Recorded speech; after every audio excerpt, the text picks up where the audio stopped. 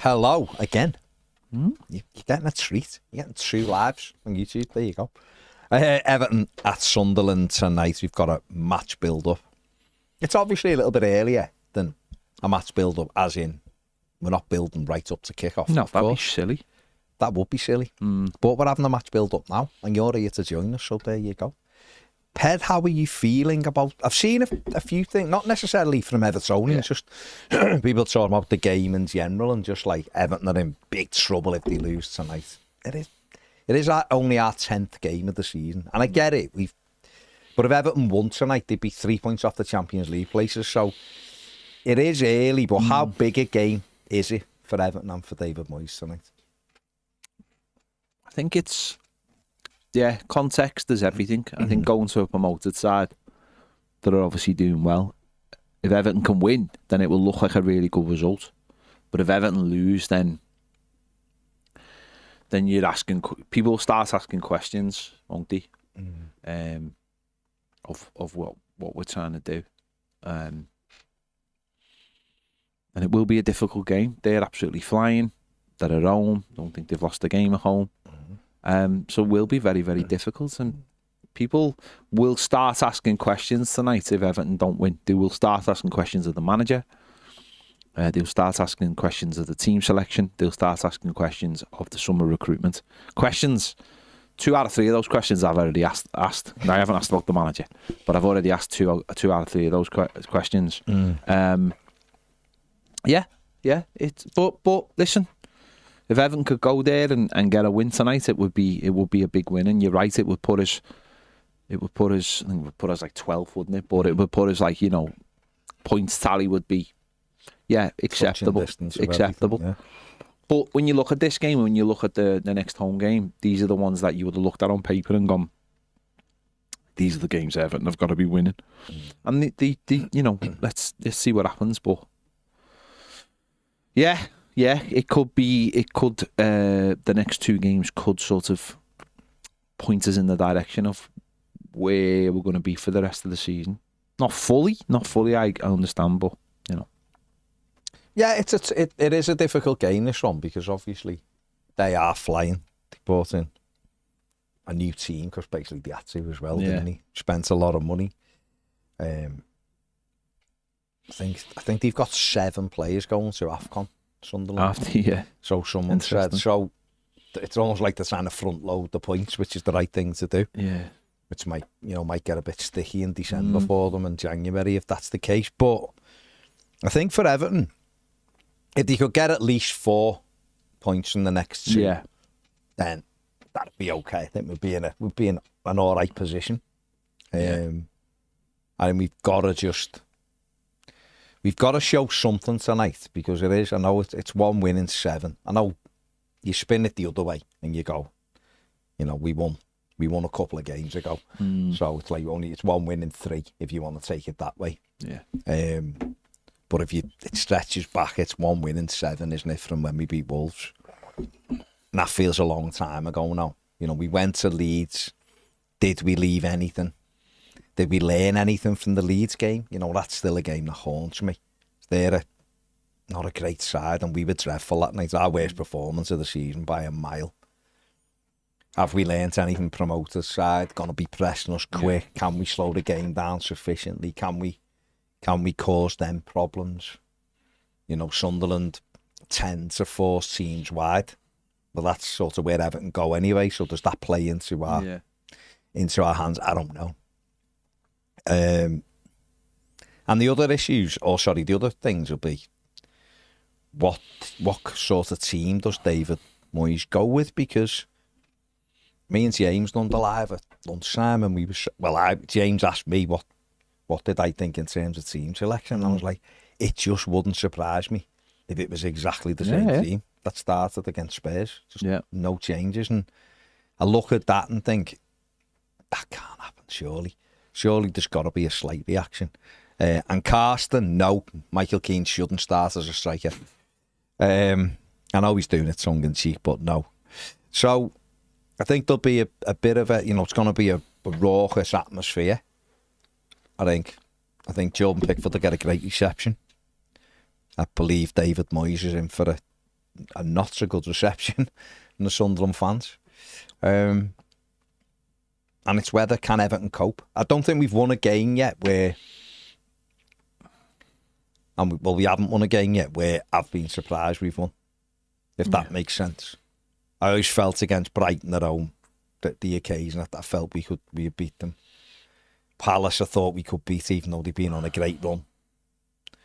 Wolves away, they're poor, aren't they? So I think if we won tonight, I'd be pleasantly surprised, just because of the way they've started. And having watched them against Chelsea last week, they were full of energy. There was gaps. Chelsea could have scored quite a few, but they were full of energy. And when I look at Everton don't seem to play with that same energy as they do, and that's why I think tonight there's a couple of really interesting talking points, and we have to see what the manager does. Yeah, I think energy is the main thing, isn't it? When you watch some teams that they fly forward. I watched West Ham first half yesterday, and the difference between what they'd been doing and what they did in the first half yesterday was night and day. They were just on the front foot all the time, just winning the first ball, just getting in Newcastle's face, not letting Newcastle settle, making chances. And I just think there's been a lack of that from Everton this season. A high tempo game. I think, we move into wide areas quickly and then it just slows down. I just don't think there's any tempo to a guard game at all, because we lack pace. And we'll see. We'll see what happens in the next couple of games. I think we lack pace, and we lack the ability to press in midfield as well. And we'll see what happens tonight. But I think personally he's got to change it. I don't care what anyone says. I thought last week was a disaster against Spurs. I thought it was an absolute disaster. Losing 3-0 to a team who don't think are amazing at all. Loads of players missing. And it's not looking like a good start at all, no matter what we want to feel. I don't think we got back-to-back victories early on in the season, and I'll get a win against Palace with a good half. So I honestly don't think it's a good start to the season. So, but tonight could get us just back on sure footing if we can get a win. Yeah, it's again, I've really positive about Sunderland, and I've said many times I really like Sunderland as a club, and I'm made up the back in the Prem, and I think they'll stay up, and I hope they stay up. I like them a lot more than other teams up in that area. They've made some good signs, but they're not amazing by any stretch. And we could have been 2-0 up at Manchester City the other week. You've got to take them opportunities. Those opportunities come along tonight.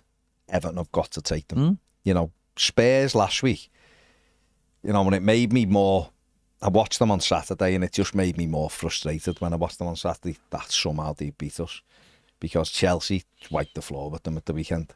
And how it wasn't 6 or 7-0 at the end, I'll never know. Chelsea destroyed them, and that's what was frustrating watching them. Going back to our game, that we just got undone with set pieces. It shows you can go and undo other teams. Everton could go to Sunderland tonight and score off set pieces, and it's a different game. And let's end up doing what we did last time we won there, which was obviously last time we played there when we had Romelu Lukaku. But you've got to slow that game down. Got to give them a couple of question marks, and that might be trying to get that first goal, get ahead. Don't think they've been behind their own yet. Might be wrong there. But give them something to think about, give them something to worry about. And you were behind a Villa. Was 3-1, didn't he? Okay, all right. I don't think they've been 2-0 down their own. But you got to give them something to think about, haven't you? You've got to give them, ask questions of them.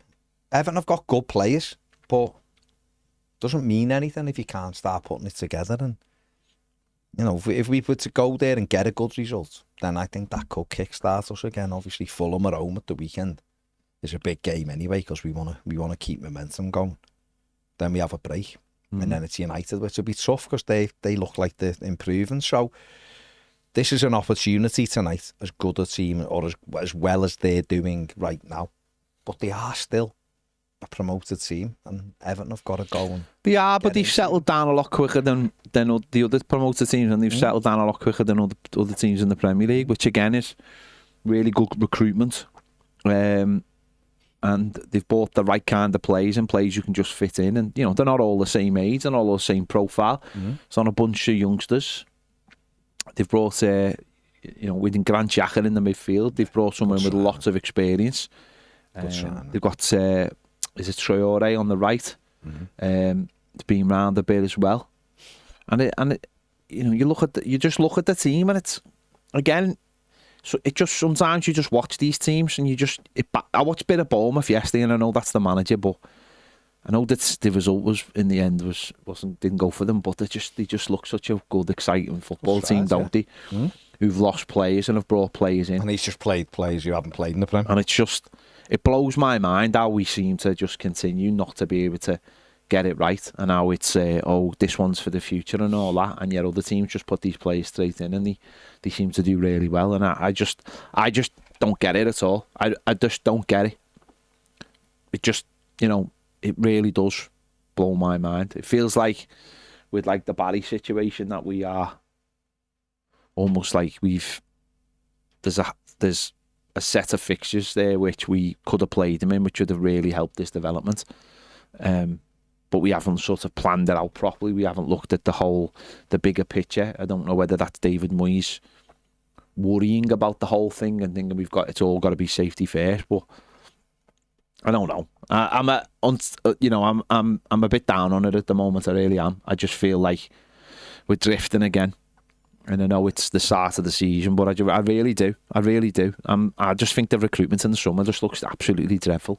I really do. No, but I do, Baz. I really that's okay. I do. I just think that we didn't get what we needed to get, and what we did get, we should be playing. And I don't think that's down to recruitment as such, as in what we got, we should be playing. You can say we mightn't have got what we needed. That's can't really argue. We needed a fullback, we needed another striker, we needed a fast winger. We didn't get any of those three. So you can argue that. I think Rowell will force his way in and then we'll be in. So there's another signing. Alcaraz is a bit of a... Jay, just throw that TV, please, mate. Alcaraz is one which will continue to annoy me, I think, at times, because I feel like he should be given a go. Obviously, Jack Grealish and Dewsbury all play.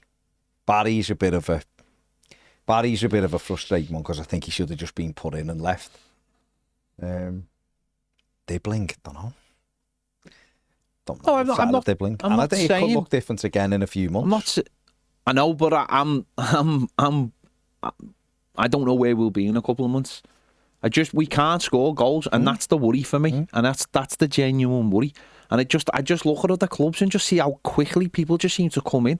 Players who are no-name players just come in and do the job, and yet we seem to struggle with it every single season. We almost make it more of an issue than it is. Yeah. Do you know what I mean? Yeah. Again, we talked last week, didn't we, about Thomas Frank just saying, I don't consider Premier League experience. Look for players who are good and go and get them. Now, okay, that Spurs, he's going to have to look slightly differently, because I know there's a few rumblings already there, and obviously the Van der Ven, Jed Spence thing has given Tottenham fans a lot of food for thought there on them just ignoring him and has he lost the dressing room and all that there. But when you're getting players, when you're looking for attributes, you have to surely just tick the box of what the Premier League's about, and then work back from there. Where we seem to go the other way, is like, well, he's played in the Prem, so we'll have that.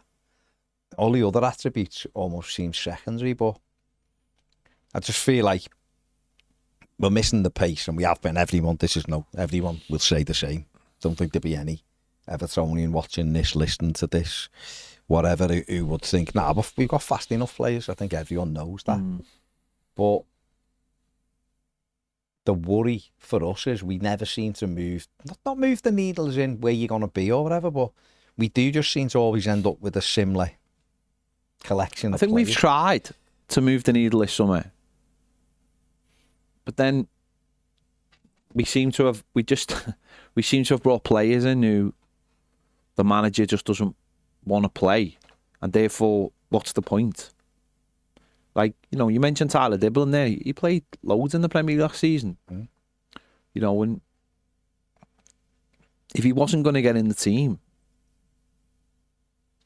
it just confuses me. It just confuses me that. And I know people go, it's only 10 games in. Well, yeah, and if Barry started scoring goals, everything could look a little bit different. But then you look and go, well, then why isn't Barry in the team now?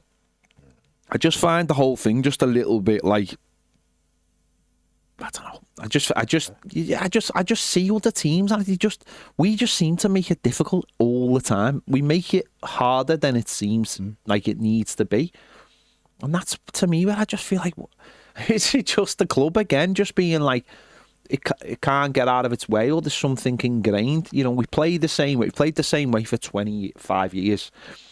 And is it just something ingrained? I don't know. I just want to see something different. I just want to see something. I want to see Everton try to do something a little bit different, or be a little bit different. But it just seems to fall back into the same patterns again. I don't know. I don't know whether the club has no confidence in itself either, in terms of like what it believes it can do this season, because it does feel like a very safety first approach, and then start bedding the players in, which, again, you could put that down to Moyes. You know, he did have a thing in the past of, you know, get to 40 points and then we'll see where we are and when we are in the year. And I am, don't get me wrong, I am all for players being allowed time, but that goes back to what's ahead of them in the squad. And that's the crux of it, isn't it? Players being allowed to come in, have time, but know that the guy in front of them is actually a good player as well. For Tyler Dibble, that is the case. I grant you that. It could be that for Rolo. You might look and go, there's Gay, there's Garner, there's Alcaraz, there's Dewsbury Hall, there's Irabuna, who are in the mix for those positions. I'm not saying whether Rolo shouldn't be in there. I'm just saying those are there, so maybe there's not the manager might look and go, there's no need to force this with him. He's doing really well. Dibbling is a difficult one for him because we spent a decent amount of money on him. But yet, said at the time, like, how's he moving Njai out the way, or how's he moving Grealish out the way? He wasn't. So he is almost like an investment. And I guess the only question is not whether Everton should have bought him, because he's not good enough for Everton, or he's not going to be a really good player for Everton. I guess the question should have been, is he different enough from the other two then for us to put money in to that? Yeah. Or should we have spent the money on maybe a sprinter and a right back? I suppose the real question is, on top of that, is what money was left over from the summer. You know, was there, okay, people can say, well, we bought Rowling on a loan because maybe there wasn't money left. But then maybe they were just making sure because of his injury situation before. I think there was money there, yeah. So if there was money there, why didn't we get those extra players? So rather than saying we should have brought this player in instead of that player, then why didn't we bring in the extra players? Maybe the players who the manager wants. Is the manager too picky? Maybe, yeah. Is he too picky? Is it? Sometimes has he been burnt maybe too many times when he's let his standards down and gone, oh yeah, just bring him in? It's interesting. It's a difficult one, isn't it? But that being said, positive win tonight, or a positive result tonight and a good performance does sort of change, does sort of change it back, doesn't it? But then we've got to be looking to move forward anyway. I mean, you look at the games ahead till, say, the new year. There's tricky games there. You look and you go, just don't get me wrong, there's points there, and we've done this many a time, and we've sat here long enough now, going into a tough run of games and people telling us we won't get a single win, and we've come out unbeaten in some of those runs, or we've won 3 or 4 of the games. So you can't look at it like that and go, this is what will happen. But when you're looking ahead going, I think we can beat them, and I think we'll beat them. There's not loads of wins between now and January. I think just into the new year, we've got Brentford and Wolves at home. And that, to me, represents 6 points in any universe. We should be beating both of them comfortably at home. But before then, there's sort of like Forest at home, I fancy us, but they've got good players and it's Dyche and you know what he's going to do. But then you go Fulham at home, so just the home games. Well, Arsenal at home, well, they're flying. They're beating everyone, okay? But Everton aren't too bad against Arsenal. So you go, okay. We've also got, I think we've got Newcastle. We've got Newcastle at home. Newcastle aren't any great shakes, as we saw yesterday with West Ham. Fulham, Everton should be beating Fulham. Forest at home, like I said. I think there's one more. But, oh no, Chelsea are away, aren't they? But the aways are really tough as well. All the away games are quite tough till then. So, got to try and get a bit of momentum because then those games where you're looking and going, oh, I don't know, all of a sudden they start feeling like, actually, we can get results here. Yeah. And those oppositions start looking and thinking, these are a good side. But if you get into the habit of not winning, all of a sudden, like if Everton were to lose tonight, then you look and go, oh, Fulham at home, it's like a must win. And the next to us, we're both on 11 points. You go, this is a must win because West Ham, I know. Yeah. And all that. So we just got to keep progressing so that we're looking up all the time. But you saw, like Saturday night, like the shite were 10th or something, 11th, and they got a win and they ended up 3rd, I think, with one win. You can jump. That's how tight those sort of, you're not. So if Everton were to win, they'd be right back in that other group of teams. And then I've just said Everton are 1 or 2 games kicking off for 3 on Saturday. So if Everton done the unthinkable and got a win tonight and then beat Fulham, Saturday night Everton could be like 5th or something. You know what I mean? In that little bracket where you then start going, got an international break now, and you know we can go to United and get something. That kind of feeling, isn't it? So that's why. You know, you've got to make sure every couple of games you grab a win, so that it just keeps everything moving forward. What are you thinking? They are, Matty, they are though, aren't they? I don't hate them. It's just Fulham. I almost feel like I'd love to be a Fulham fan. Yeah. Because it's like, it's that thing of like, when I was there in May, like when they scored, they were just like that. Hey, Charles, great header. Get me a G&T. That's what they're like. They get beaten. They're like, oh, well, let's go to King's Road with the jumpers over the shoulders. And you could definitely see Fulham fans on a train and someone goes, have you heard the news? And they're like, what is it? Andrew's been stripped of his titles, you know, rather than like... I mean, that's you going in. I'm not dipping me toe in that particular... You know, I'm just saying, you could see them being more bothered about something like that than actual football-wise. They just go, you know what, I'm almost envious that they just go the game, watch it and go home. It doesn't matter. They're just like, that Iwobi's got great hair, hasn't he? He's that's great. It. Yeah. You know, and all of that, and off they go. That's it, you know, and it's great. It's great life for them. It's just... You know, and that's so I don't hate them. I'm almost envious of their sort of, you know, come day go day attitude about Premier League football. Yeah, I like that. I like that. Mark says West Ham are at home to Burnley next. If they play like they did yesterday, they'll win. They probably will. Yeah. You want to draw, really, don't you? But they probably will. The way I look at it, West Ham, Forest aren't going down. Got too many good players. I think it'll be Wolves, Leeds and Burnley. But there you go. Jabber Wardy says you can tell a Fulham fan by their monocle.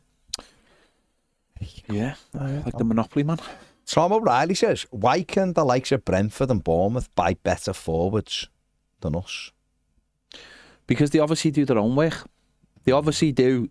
They've obviously got systems in place that have been in place for a while that are, you know, don't get messed about with, don't get changed. And listen, I don't know.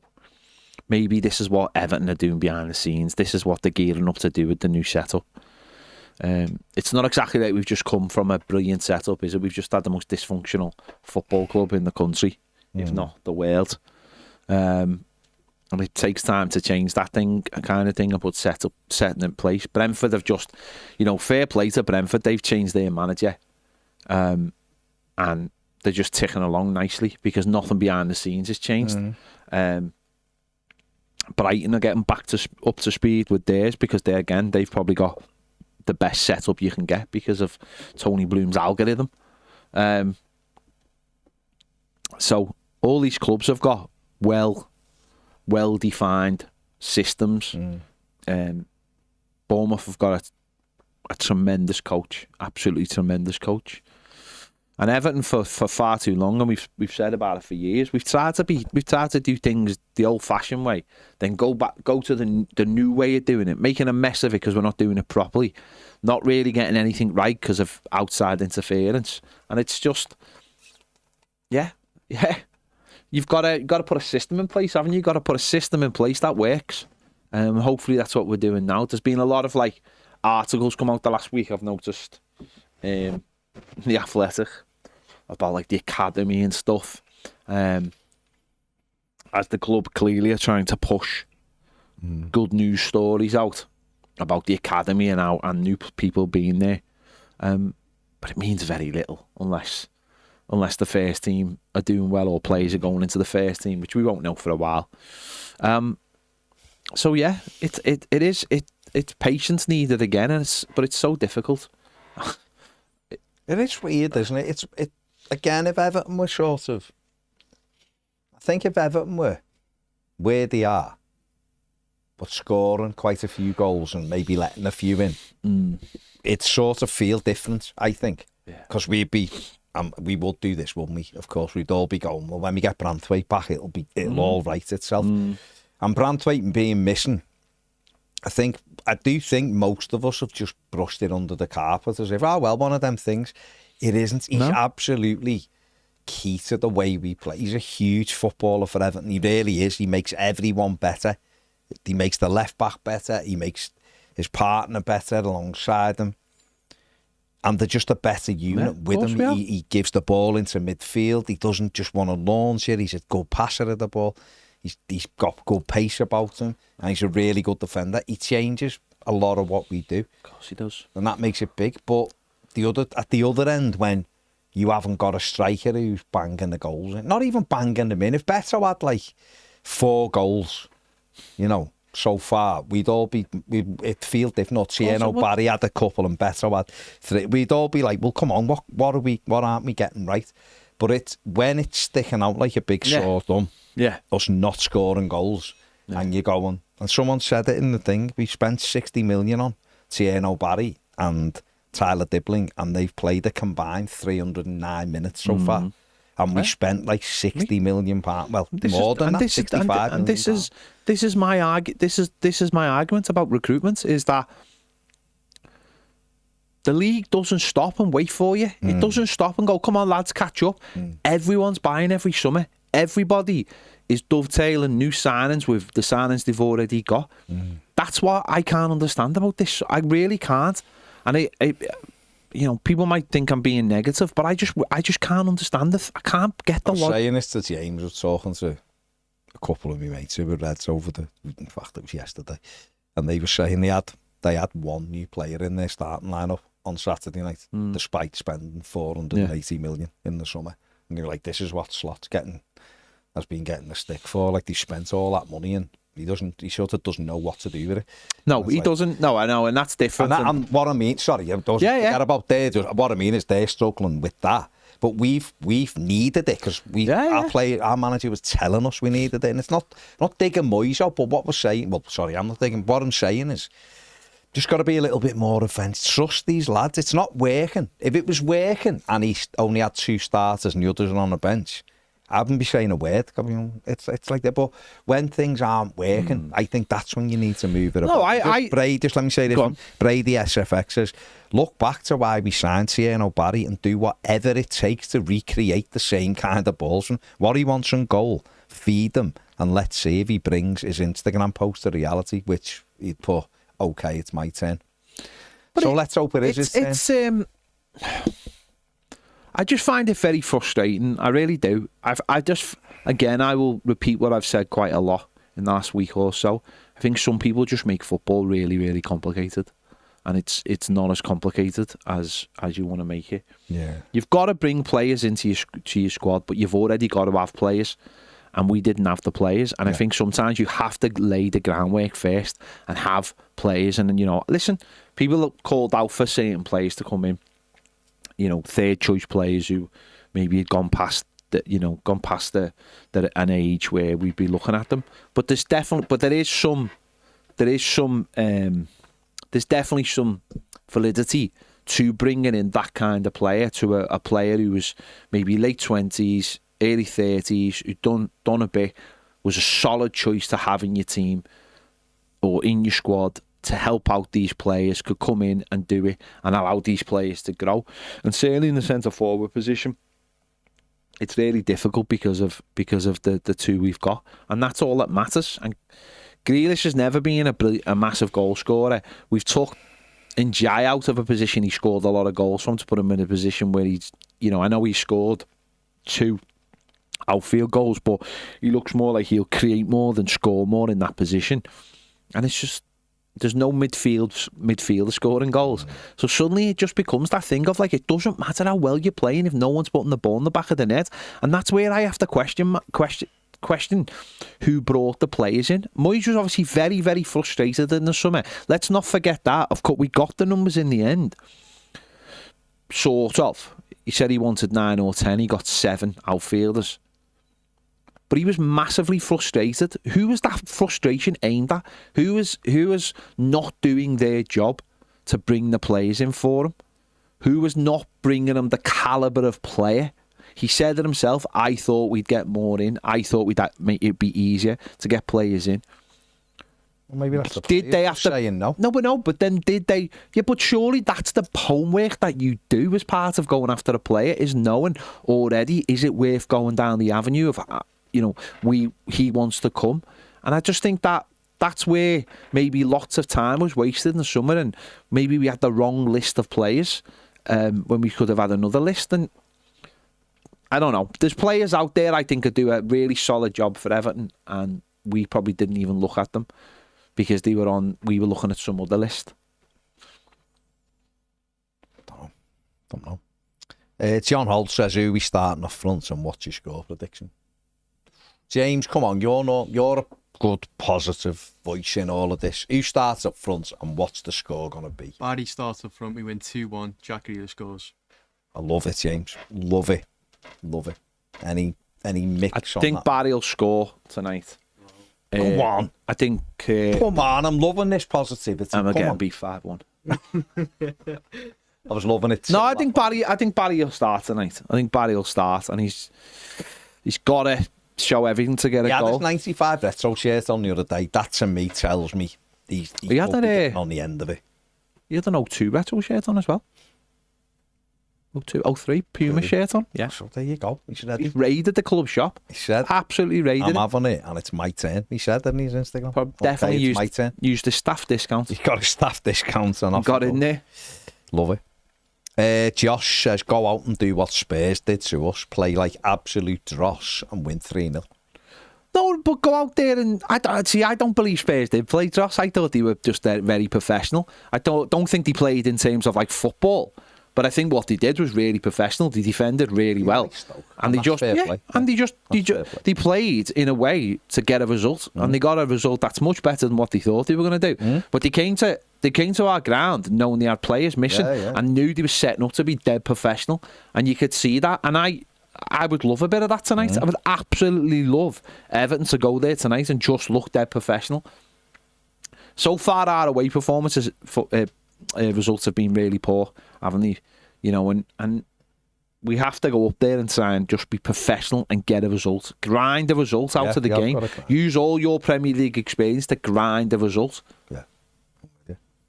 Michael Kearney says, saw the same complaints from the rugby heads about service toilets and missing part of the game. Absolutely. Seen all the traffic as well. Seen all the same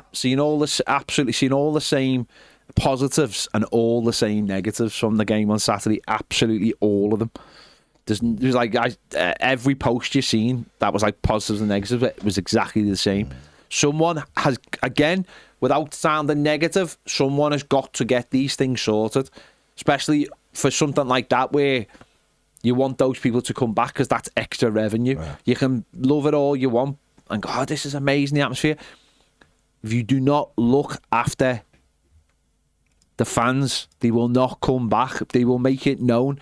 If loads of them like it, they'll go, we should do the Magic Weekend here, or we should do the Challenge Cup final or whatever it is, we should do it here because it's in the north. And why are we going to Wembley when there's no teams in the south?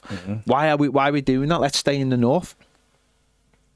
Well, they want that. Do you reckon they're going to get the match this weekend? Dead simple. Sure it's sorted. Dead simple equation for Everton. Don't run out of beer, right? Especially not for rugby fans. Yeah. When you can drink in your seat. Don't run out of beer so that you have to... And then you shut the bars, which means after the game, the bars are not open, which means nobody stays after the game, which means everyone leaves at the same time, meaning that there's a massive amount of people leaving the game at the same time, meaning that when you're walking down Regent Road, it's all people chocker together as it's going dark. That's just crazy, that is absolutely crazy. And then they're all going for the trains at the same time and they're all walking down the road at the same time. That is crazy. Never run out of beer, never run out of food. Make sure Everton need to start absolutely advertising the hell out of being able to stay after the game, because it's stupid. Say to everyone, the ground will be open for approximately an hour after the game. All stay. Put the prices down after the game, not before the game, after the game. Put discounts in after the game. Make people stay, and then that way the traffic will calm down, the transport will calm down, people will feel safe leaving the ground. These are dead simple things. Why am I telling them to you? Paul Robinson, don't to make you feel good, says it looks like that last result against Spurs broke Ped as far as any optimism goes for the season. Sadly, I don't think I'm too far behind. I don't think it's optimism. I get to this point of the season, every single season, and I just feel like I feel the same. Every jaded. And I know it's different every time, but this is supposed to be the all dancing, all singing season. New ground, new owners. It's supposed to be different, and I don't feel any different. And I don't believe I'm the only one who doesn't feel any different. And therefore, yeah, you do feel jaded. And the difference is this year, I'm paying £820 for my season ticket. So if I'm feeling jaded and I'm paying £820, loads of people will feel the same. They might be paying more, they might be paying less. The stuff with the ground, it all comes into it. They can all talk about teething problems and all this and all that. For me, it's like if you're talking about a world-class arena and you're talking about owners who have got the finger on the pulse.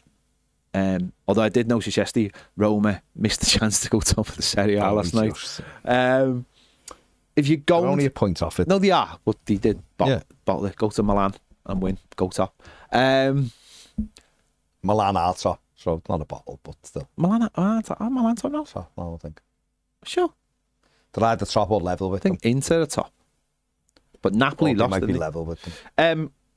To me, it's just... Yeah, it's a... Napoli at top. Napoli top, yeah. What are the points?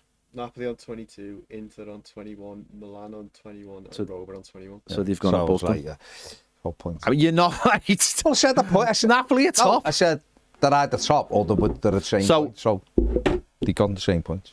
But yeah. To me, it's just a case of doing the same thing every single year, and it never seeming to change. I mean, that is what wears down fan bases. Yeah. That's literally what wears fan bases down.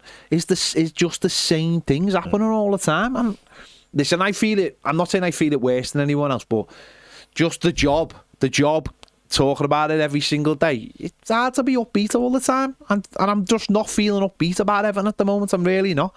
They've got to make me feel upbeat. Good job, I don't feel like you then, innit? You do feel like me. You just don't put it on camera. I don't feel as bad as you. I just feel like Everton have got to start proving it rather than us saying it's going to happen. I think that's the difference. I think everyone's looking at that, aren't they? John Sutermeyer says Alcaraz has got to start tonight in the 10 role. Mark Mack says Fulham fans debate over which champagne to drink. It's brilliant. Fair play to them. Do they though? I don't know. Do they though? I can't say. I think they're carver kind of people. I don't know. I think they're like carvers. I don't know. The closer the Kings. I don't think they believe. I don't believe they enjoy Fulham enough or love Fulham enough to crack open champagne. Toffee donut. No matter how many times you say it, it doesn't make it real, mate. He's got Njai's better than Grealish. He's not, but Njai is boss. They're both good. They're both good. Mark says Bournemouth, Krupi is only 19. Yeah, they've given him games and it's working. Also getting them from their feeder club for next to nothing. But the point being about that is that's not just a case of putting a player in the team because they go, oh, let's put him in the team. That's actually just buying a player that they just believe is ready to come into the team. That's the other side of it. If Everton are buying players with the mentality that they'll be all right to play in a year's time, then again, what's the point? Why aren't we scouting 19-year-old players who are ready to go into the first team? That's one of my arguments. Is like, why you can buy young players, but why are we buying young players and saying they'll be ready in a year? I just don't buy that. I'm not gonna buy it. I'm not, that's a long time in football. All kinds can change. I want a player who's 19 who's ready to play. Like West Ham buying Juve. No one can tell me he wouldn't have gone straight. Yeah, he should have. It's just... I said that that's me and James just saying at the time. Exactly. Everton should have gone. It doesn't matter that he was 18 million, 19. They should have bought him. But they have dropped the ball. That's the difference, I think, is like when the manager looks at them and he's come from their feeder club. Again, something we've talked about on this channel for 10 years about having a feeder club. And I know maybe in the last few years it wouldn't have made sense, but before that it would have made sense, and it makes sense now. It's like you're trying to close the gap, but you're not closing it. All the teams in front of us are sprinting, and that's even the Brentfords of the world and the Bournemouths of the world. Everton have got to just start doing the things that other clubs are doing quickly, though, quicker than they are. Yeah, it's that's where it is now, isn't it? That's what you're looking at now. Everton. They've put a whole new sort of team in place behind the scenes, so now they've got to sign. No, but it has. Even that took 6 months. No, but I just don't. That's not as easy to do, right? I'm not, but I don't know, right? I don't know. I'm just saying. That's where they've got Craig Faber. No, not Kiefer Moore, mate. No, can't do it in the Premier League. It's already had a go. Wasn't good enough. Good hat-trick though. Yeah. Tom O'Reilly says decent young players want to start games, or their heads are turned. We lost Luckman and Keane because of that approach. It's difficult, isn't it? We're in a sort of no man's land, really, where I think it's easier to do what Bournemouth and Brentford have done, Brighton have done, where the demand just isn't where Everton's demand is.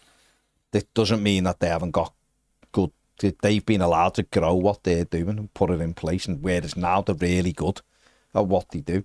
I think it's more difficult to that. You should still be able to do it, and there's loads of players out there who are good enough to do it. You have to get a coach who wants to give young players a go and all that. But I just think for Everton, our fans don't really want to give anyone any time to develop because we've had it so bad for so many years that everyone's at the end of the tether. I get that, but I also do think it comes down to the number one thing, which is recruitment, isn't it? It comes down to recruitment. I'm bored of half of our players. I'm bored of half of them. I'm bored of hearing what they have to say after the defeat. I'm bored of hearing stories about some of them playing for England when they're never going to play for England because they're not good enough. I'm bored of just the same arguments we've been having for 5 years over the future, who's going to be our future right back. I'm bored. I am really, really bored of it all. I'm bored of seeing only 2 players come into a team from a dreadful side last season, and actually one of the players who lit us up in the second half of the season can't get on the pitch. I'm bored, and that's to me is that's where recruitment is massively important. You just said it there. Bournemouth buy players, they don't leave them on the bench, they bring them into the team straight away because they've bought them to come into the team. You're right, our fans we do put pressure on us, and it is a kind of different thing, but that's because we've been watching so much. No, I'm not. Dross, really. I'm not having a go. I'm just saying it's a different pressure. Oh, of course, it's a different pressure. We're all jaded. And it's really difficult to almost press the reset button and go right. it's going to take this new manager a couple of years to get this, because we don't want to hear that. None of us want to hear that. We all want to hear it's going to get better from now on, because we do look at a team whose stadium holds 11,000, third in the Premier League, and they went to City yesterday, or fourth, whatever it is. They went to City yesterday, and okay, City, we're always going to beat them because they're better than them, but at least they give them a go. They had a right good go at it, and okay. Yeah. You know, that's the way it is, isn't it? So it's into... We want to be like that, don't we? We want to go. We're going to have a go at every game we play. And to be fair, we went and played quite well in the first half at City. We missed chances and all that. But we want to see something tangible as well. And that's why, in all fairness to our fans as well, I can't tell them they're wrong. I can't say to anybody, because I feel like this. I'm like, when am I going to sit down, watch Everton, and they just don't look like Everton? They look like something different. And I go, oh my, I feel good about it. Yeah. It's not happening. It still looks very similar to what it looked like under Dyche, very similar to what it looked like under Lampard, what it looked fuck Benitez. But even Marco, I've like watched Fulham, and I don't know, watching it through different eyes. Not this season, but watching Fulham at times be like really and like really attacking and going, look how good they are. Yeah. I don't know whether Everton looked like that, only we couldn't see it because of where we are. But do you know what I mean? I want to see us really move on. I never liked watching us under Ancelotti. Thought we were terrible under Ancelotti, as in what we were doing, but we were really effective, and we had players we loved. Like, he knew what he was doing. And we had hammers, but we weren't like a silky football team, maybe. But we were. He knew we weren't very good. No, well, that was it. He knew what he was doing. But why aren't we good? That's what I'm saying. I've bemoaned us having to sell all our players, and we have had to. And this is what Wolves are going through now. Actually, said that today. They cut, and all of a sudden you're in the shit. But even when we had some money, you have to go back really, probably to Moyes' first time and the season under Roberto Martinez, and maybe the season under Koeman. We were decent. But that's my point, though. That's like literally my point. Is that I totally understand the circumstances we were in the last few years. I totally get that. What's like getting me down about this season is we're not supposed to be in that position anymore. And I'm not saying we could have spent 400 million in the summer. Of course we couldn't. We still have, there's still PSR. And the owners aren't going to do that because they're not going to see something come back off that. No. But it's still, I still watch the team and I still think to myself, bar giving the ball to Jack Grealish, and I know what Njai's capable of because I saw it last season. So instead of being a one-man team, we're now a two-man team. And that to me is all that's changed. In the last, honestly, it's all that's changed from last season to this season. Is that now we've got an extra player for the striker not to score from. that's it though. That's what's getting me down. I mean, the Sunderland fans here, and Lewis, thanks for your comment, mate. Said, all right, lads, I'm a Sunderland season ticket holder. I think the difference between the two teams is we got more pace and our striker's got 4 goals. But that's it though. But you have got more pace because your club decided to buy pace. So that's where like the point is, Everton have got to turn up tonight. They've got to turn up on Saturday. There's none of this sort of like, you know, all our fans will be there tonight, of course. Monday night going to Sunderland, of course. We'll have sold that out. Not an issue. Being near enough full house on Saturday, because I'm sure the Seat Unique tickets will have been bought by the Fulham fans because they can afford them with their carver.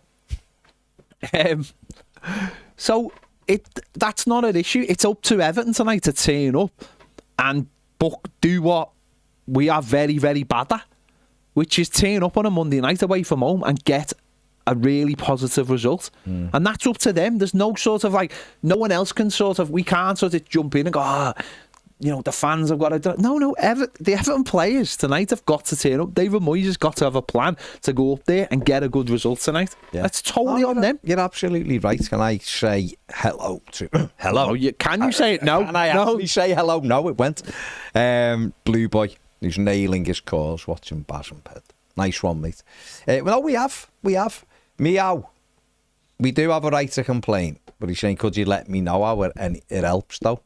I know, but no one's spiralling into depression, are they? We're just talking about but we could sit here just... but if Everton could win both games, it changes again. We could just sit here blowing smoke up your arse if you want. We could do that all day long if you want, but that's not how I feel. So what's the point? This is how I genuinely feel about the club right now. Is that it feels to me like the summer could be a completely wasted opportunity. That's how I feel right now. It's up to the team to prove me wrong, and I hope they do. But that's just how I feel at the moment. That it could be a wasted opportunity. It's up to Everton tonight to go the other way. It's up to them to turn up and roll the sleeves up and not be making excuses like we did last week. It's about going out there and doing the job. I think the manager will know what he's got to do. It's up to the players to deliver the game plan. James, do you want to sub out? I've got a bit of a hamstring injury here. You got to go off. I'm off to the hospital. Listen, enjoy, Evertonians and Sunderland fans. Not too much, because I hope we win. I'll catch you all tomorrow, but Ped and James will take you through to drive. Take you through. Up the Toffies. Catch up with you. Craig, I think Everton would be better, obviously, if Jared didn't get injured. I think that's like common sense, isn't it? If Jared Branthwaite hadn't got injured, we'd have more points because he's a fantastic footballer. And again, people forget this, like Baz said before. I said this after the Villa game when we drew, and I had loads of people on my case. Oh, we did really well today, but overlooking like the basics of how well Branthwaite does on the ball and how he gets the ball into midfield and how we transition. What do you... The support that he gives for Michalenko as well. Yeah. Big part of it. Yeah. Because we lack pace, obviously. It's the back, don't we? So if you lack pace, you play deeper. And then we also play diagonals rather than playing it through midfield. You wouldn't have, there'd be no point, would there, of having like classy defenders. Yeah. And we have the game has loads of good defenders now. And that's for a reason, because teams play out from the back. The goalie wants the teams want to play the goalie into the centre back, unless you're Villa. And that point of that is the defender takes it or makes a really clever angle for the goalie to give. We've got goalies who are probably better outfielders than some of the players who've played in the 80s and 90s now. You know, it's a big part of the game having centre backs, isn't it? That can move the ball out the back. Yeah. It's the fact as well, though. Just like that. See you tomorrow. Say if Michalenko does get up, I'm not as confident that like Michael Keane could sort of move out of his role and sort of take on like a winger or something, but I'd be way more confident with Jared Branthwaite, like his speed and stuff like that. So, but that's it, isn't it? Like that too. Every player, you've only got 10 outfield players. Every player is massively important to how your team plays. You know, your fullbacks, we bang on about fullbacks all the time because your fullbacks get forward now and become wingers. Your centre backs can move. Look at Man City with your centre back moving into a number 6 role. Yeah. And then sometimes you go to a back 3 as your centre back goes to a number 6 role. But the way City do it, they have that Guardiola who plays left back and centre back for them, and they had the same when they had like Nathan Ake and stuff. That like their centre offs are the full backs in a sense. So, well, that's it, isn't it? It's a massive. Every position now, it used to just be, of course, we grew up with it all, a bit different for you, but a lot of people grew up with 4-4-2, very rigid. Your back 4 was your back 4, your full backs would creep up a little bit, your midfielders, your 2 midfielders would do, one would go forward and one would sit back, and it would alternate. If your right winger went down one side, your left winger would come across, and the same on the other side, and your 2 centre forwards were a lot of the time big and little, or or like a number 10 to drop off. Football is so much more free flowing now that you can't be so rigid in the way you play. But I feel the way we're playing at the moment, certainly by having 3 centre backs and a left back, to me, who we were talking about it last week, weren't we? Like, he's basically a centre back. If we had another left back, could we have transitioned Michalenko into being the left-sided centre back because of just the way he plays?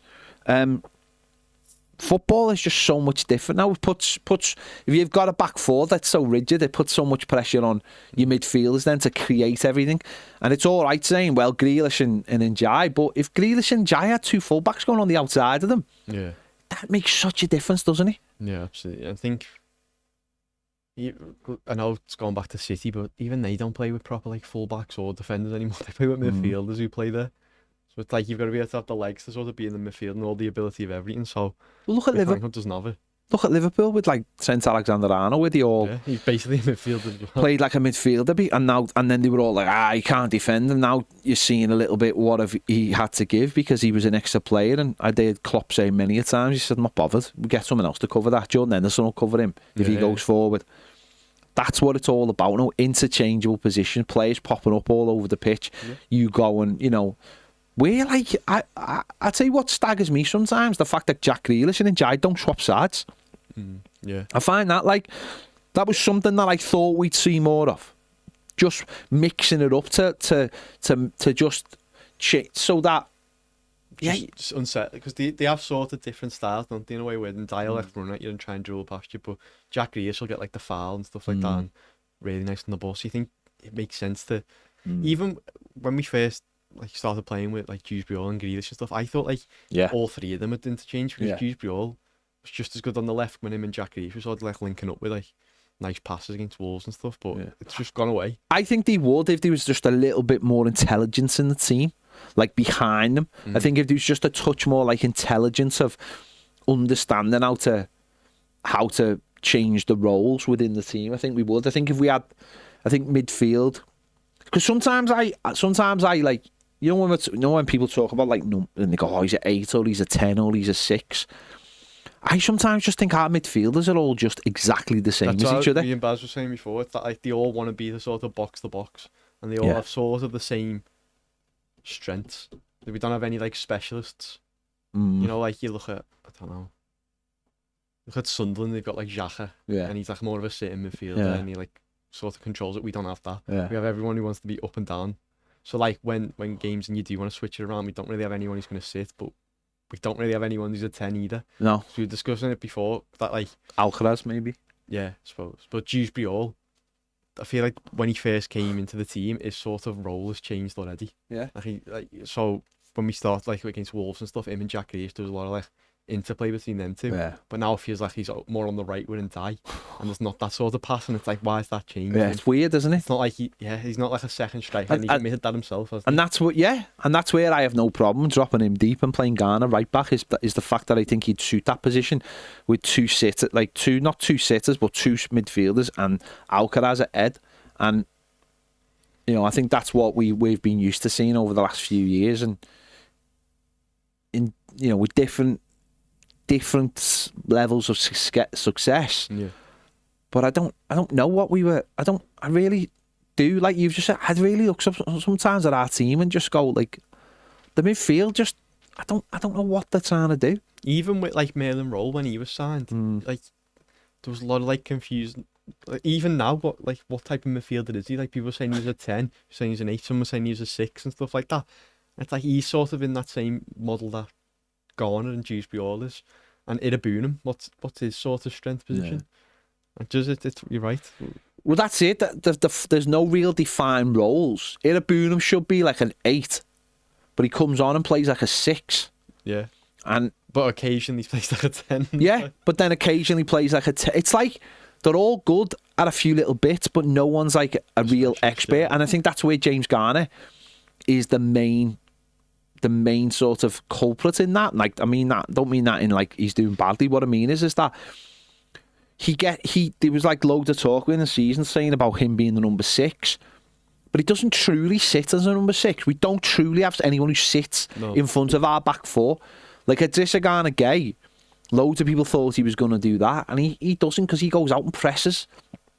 But we also don't do that either. We also don't have a midfield that presses, harries and chases and presses teams down.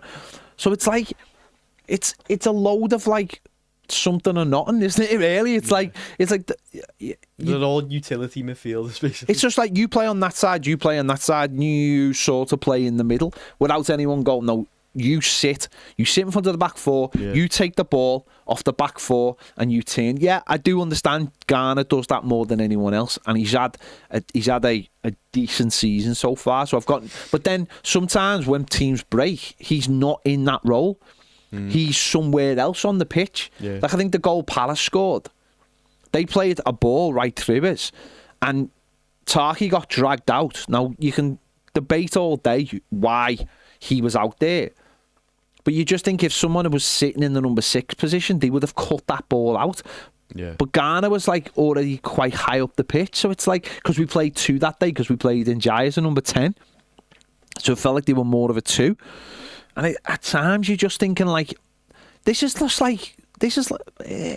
a bit Sunday League-ish. Yeah. Oh yeah, lads, work it out between yourselves. Play whatever, yeah. Work it out. I remember going on the pitch playing Sunday League and the manager going to, you're the wingers, work out which side you're going to be on. What are you on about? Work it out. I'm a right winger. Honestly. So yeah, I mean, Everton have to tonight really teeing up, don't they? Mm-hmm. They have to, like...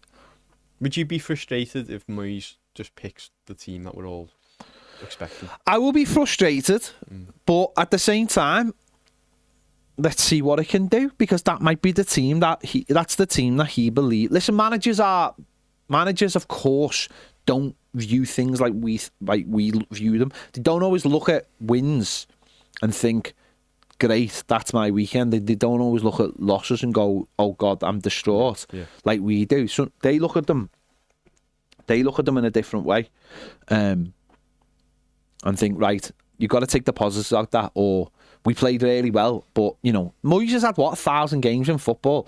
He's not going to dwell on every win, and he's not going to dwell on every loss. But what he's going to look at why we won and why we lost, and what the positives are when we lose, and what the negatives are when we win.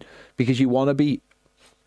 That's the thing. I think also the fans do get caught up in that, oh, that was a good result. There was absolutely nothing wrong with that result. Do you know what I mean? Like the managers, of course, have to. He's got to look at the performance on Sunday against Spurs and go,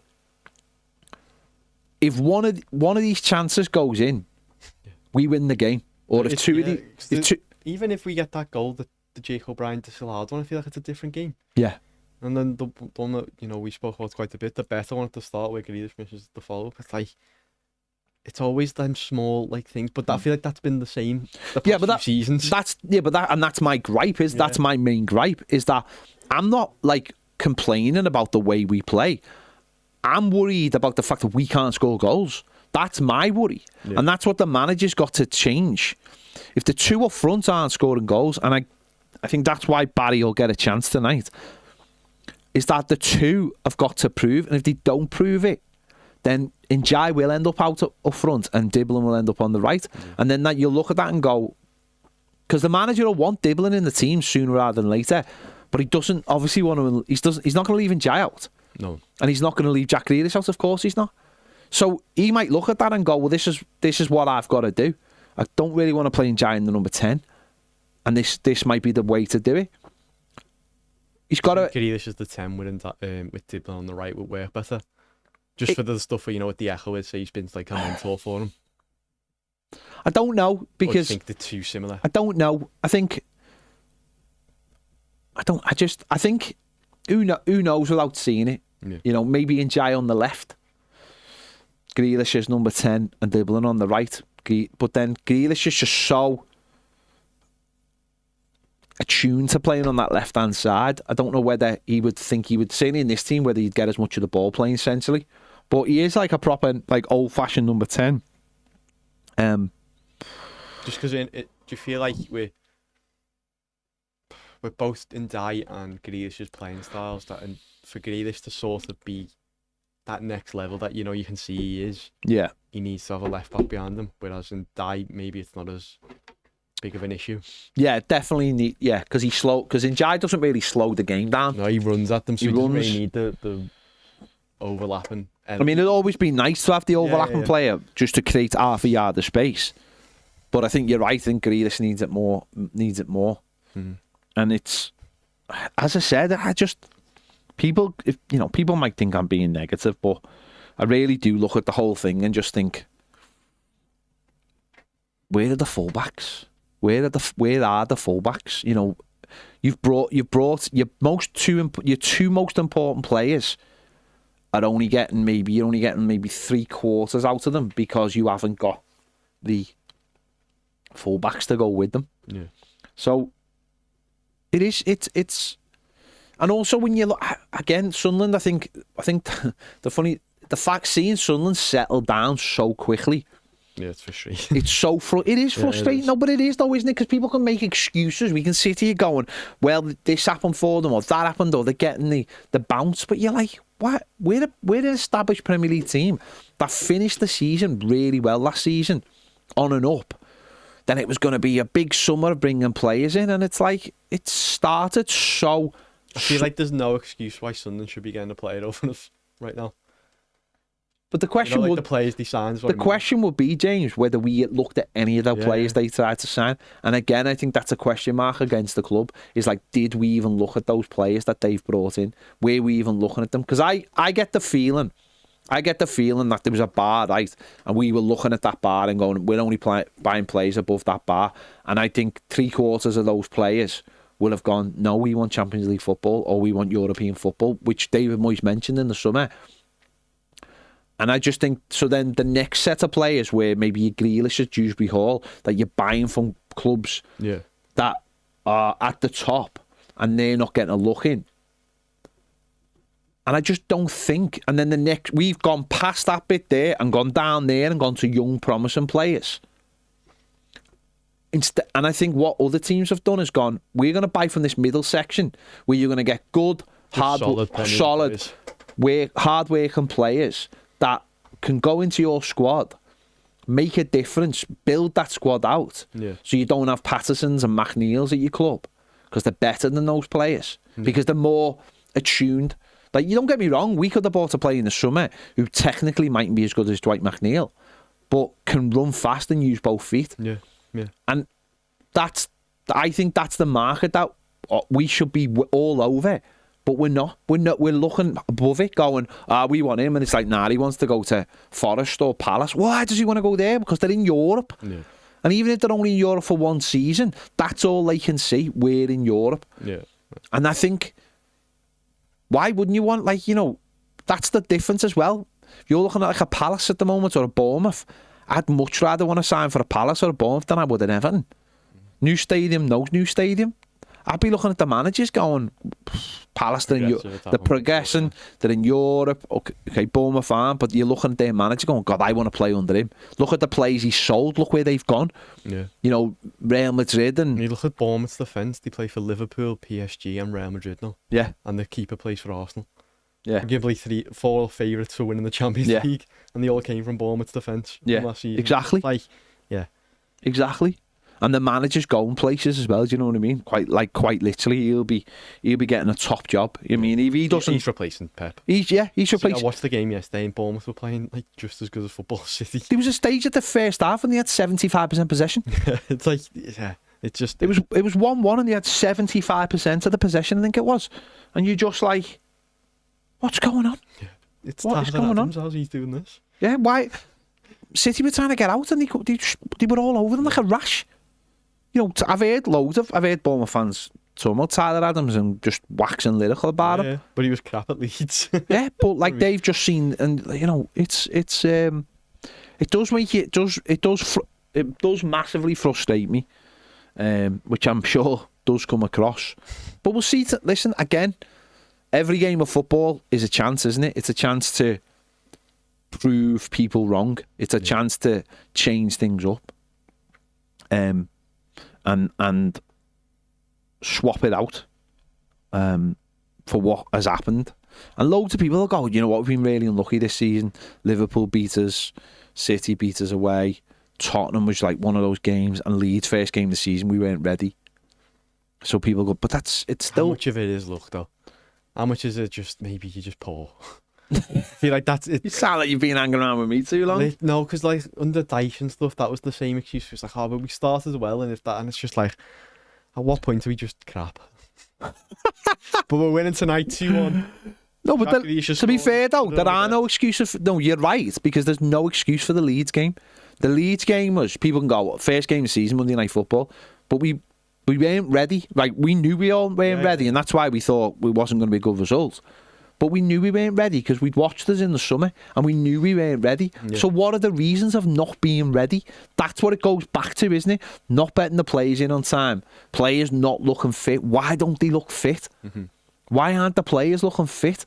Why aren't they looking up to speed? Why are Leeds like running all over us? And don't get me wrong, it took a goal, what was it, like 20 minutes from time, whatever it was, to beat us a penalty, sorry. It wasn't a pen. That it wasn't a pen. But it's like, well, imagine we'd been ready for that game and we'd got something out of it. You know, Liverpool fell to bits only weeks after our game against them. It looks like a bad result now for Everton. After what you... Well, I mean, I don't know if I go that far because we were terrible in the first half. But again, it's that thing of terrible in the first half, better in the second half. You know, City good in the first half, terrible in the second half. Yeah. And it's like, what? Oh, you're right. It's like when do you know? Tonight, I think, is the one where you're going right. Everything's built up to this point now. We've had a couple of poor results, but maybe ones that people will go, oh, well, it was City and Tottenham. Tonight is that one where you're like, right, okay, we're away, playing the team who are in form, but this is an opportunity for everyone to roll up their sleeves and go, right, we're stopping this before it gets out of hand. We're not going three defeats in a row. We're going to roll up our sleeves, get something out of this game and take it into Hill Dickinson on Saturday. Yeah. And then we're going to get a win there or whatever. And we're going into the international break with a little bit of positivity ahead of what then becomes the grueling part of the season. And and then the part of the season that before you know it, you've played over half the games and the table is starting to look real. And you don't get any breaks, and you are losing players to the AFCON. Yeah. And it is starting to become real. And that's the thing going into this. And that's why these two games are really important, because you don't want to go into that international break negative, like really negative, because that's when the media... Don't forget the media. I heard someone say last week, you know, the banter club of the month. Well, it was Liverpool. Well, Liverpool have just won. Yeah. And they've got two big games now. If they get decent results out of them, then no one's looking at them. They've had their bad spell. So you're looking at who's the next one. Who are the next one? Forest have already had theirs. It's Wolves right now, innit? Because the manager. It's Wolves, but if Wolves bring a manager in and they win the first game, let's say, then they've stopped the rot. West Ham have won at the weekend. The eyes suddenly start moving towards our stadium, going, oh, look at them, they got the brand new stadium, but maybe it's all gonna be. That's not what you want. You want to just get on with your season under the radar. Yeah, you're gonna lose some games. We all know that you're gonna lose some games, but you want to just stay under that radar so no one's paying any attention. Me and John talked about it last week when we were talking about you know, the stuff on Sky, the press stuff, and like no one ever mentions Everton. Well, that's good, because they're not mentioning all the stuff that's happened in the last 2 years every day being on the back of the papers. You just want to stay under that. Okay, if you can get above it because everything's positive like it was at the beginning of the season, Jack Grealish, everyone's talking about him, that's fantastic. Yeah. But if you can just stay below the radar that no one's talking about you, then you're just getting through the season, aren't you? Yeah. You're getting through, you're mid-table. But listen, the back pages tonight, they want to, you know, we will be on the back pages tonight, good or bad. So let's make sure it is good. You know, and Barry, it's something to do with Barry is the headline on the back of the paper. That's what you want. That's what you want. Take a hat trick off him. You can do Lukaku. Yeah. Let's have a look at some more of the comments.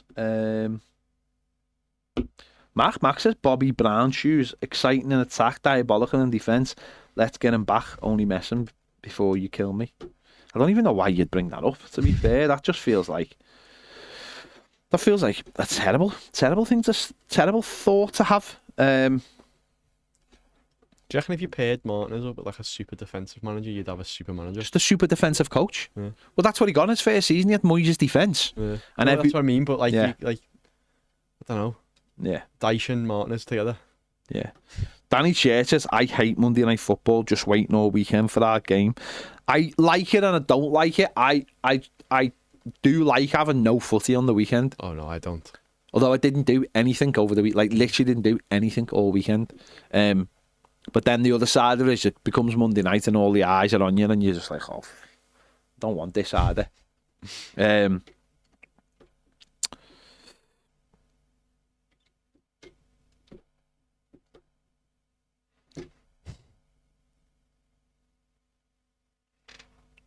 Daniel, we were not very good in the summer series. You are correct. Daniel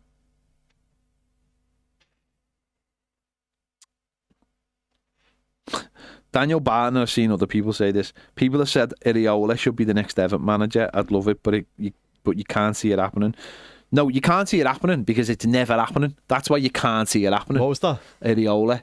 No, it's not. He's going to like Man City, Barcelona, Real Madrid. He's going to the absolute top. That fella. He ain't wasting his time with a club like us. He just not. That's just real.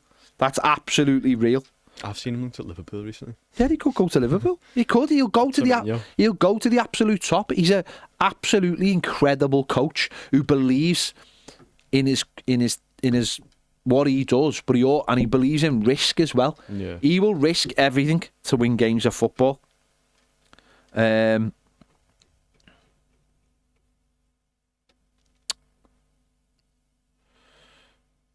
Steve says, I'd like to see Garner and Roll in the centre. I think this could be a decent partnership. Maybe not right, but future for sure. Well, maybe. I'd like to see Garner at right back.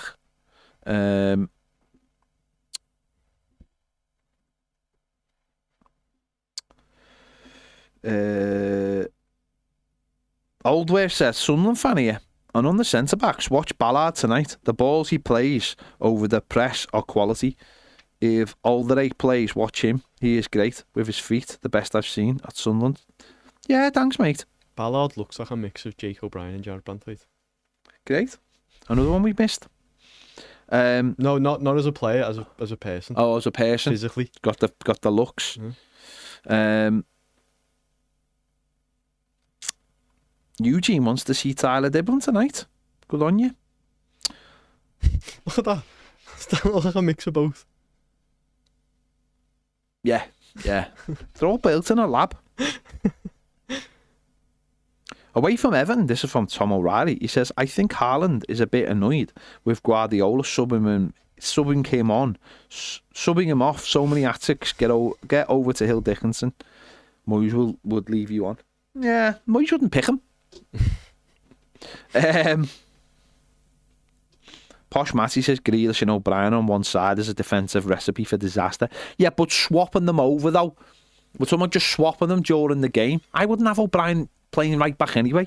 You know my feelings on this.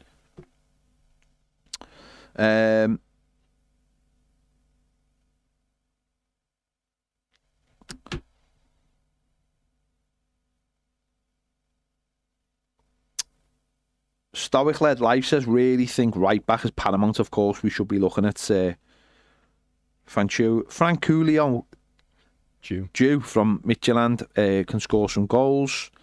People talking about Nori. He ain't going to sign for us, is he? He's just signed for City. Chris says, do you think if Jared Branthwaite had his operation when he was injured, he would be back by now? Yeah, he would be, but again, that's a medical decision, isn't it? That's not something we really know about. You know, it's trusting the doctors, isn't it? The medical people. Craig says, stats-wise, the only thing Everton lack is finishing and maybe a beef for defence. No, I agree, mate. I agree.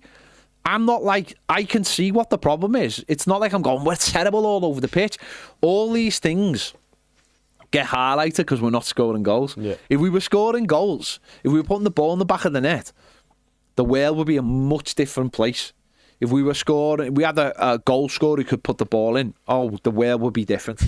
It would be a different place. The birds would be quieter, not louder. It's loud birds. The sun would be out longer. You'd go, look, it's still light at 4 o'clock. Oh, I thought it'd be dark by now. And then instead you're going, it's pitch black at 4 o'clock.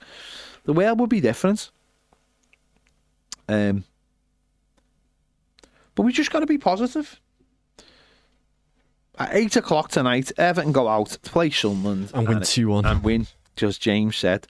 And James watched Warrior last night for the first time and has fell in love with the film. Great film. Says it's in his top 3 of all time now. It's not my top 3, but it might be up there. It might make the top 10. I think it'll crack the top 3 eventually. Once you let it seep into your mind and then you re-watch it. It's pushing for top 5. It's pushing for European places. Oh, that's not bad considering you watched it last night. What a film. It was really good. Tom Hardy at his absolute best.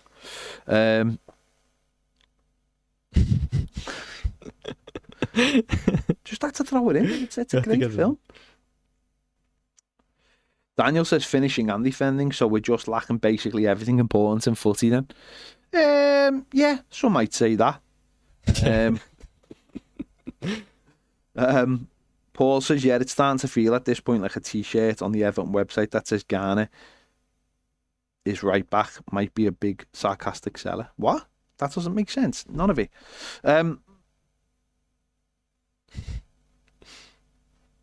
Pop Punk says, problem with the squad is Moyes went into the window think he was getting a European team. So embarrassing seeing all those interested players turn us down. Doesn't feel like Moyes wants this team. Do you feel like there is an undercurrent of maybe Moyes is still a little bit annoyed about what the squad is that he got? Yeah, but I feel like, you know, when you see the interview and it's like, oh yeah, Moyes didn't want to offer the players we offered him and stuff like that. And then now he's been given players, he's not playing them. If you're like the owner, or you're that sort of management team and you're looking at the results now not coming in and he's rejected all the players, I don't think it's good. It's not backing his case up anymore, is it? Why you should keep him. This is why I'm starting to find the window. And I know people go, it's too early to sell, and after like in February all these players might be in the team. Yeah, I get that, but I'm like, when people say he had the final sign off, I do wonder how it all worked out. Yeah, because I don't know. I feel like that sort of just, I don't know, the way they went about it was saying like, Moyes didn't want off the players. That could either work really in his favour or really against it. Maybe he did sign off on the players. We can only go by that he did. But the caveat to that was, certainly for like left back maybe or up front, he thought we were getting another player, or right back, he thought we were getting another player. And that might be the thing of like, we didn't fill the squad. We got the players we needed to get. We chased Barry, we chased Diblin, yeah. Like we said we were going to do. But we never got the other players. Mail Roll, clearly, he wanted Souček. That's what was getting reported. And he was like, I need another one in midfield, someone big, athletic, and get around the pitch. And he looks like he might have got that. So, and no one's having sort of, everyone's like looking at Mail and World going, yeah, he's gone straight in and playing Premier League football. The others haven't done that. Yeah. Diblin hasn't done, he started a game. He's younger than Barry as well, isn't he? Yeah, Barry hasn't done that, although he'd start the first Premier League game. But the manager doesn't seem to be like confident in him. And obviously Asnu's nowhere near it. It does feel just a touch. He's a few months older. Just a few months older. Mail and Roll. Yeah, old. And it just feels like, yeah, I'll take these players, but I also want more. Yeah. And he's not managed to get the ones he really wanted. And that's where, that it's a bit of an issue. Step, yeah, the opening to Welcome to Derry was mental. Absolutely mental. You